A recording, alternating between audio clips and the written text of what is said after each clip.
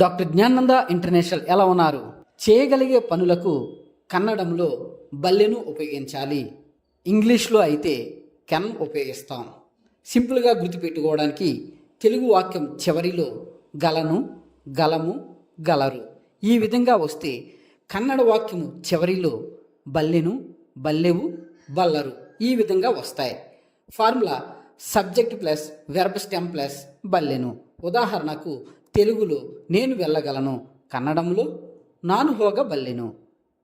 ఇందులో నాను సబ్జెక్ట్, హోగా verb stem plus బల్లెను. మేము చేయగలము, నావు మాడబల్లెవు. వారు మాట్లాడగలరు, అవరు మాతనాడబల్లరు. ఈ బల్లెను లెసన్ను నేను కనిపిస్తూ డిజిటల్ బోర్డు పైన పూర్తిగా వివరించడం జరుగుతుంది. యూట్యూబ్ లాంగ్ వీడియోలలో చూడవచ్చును.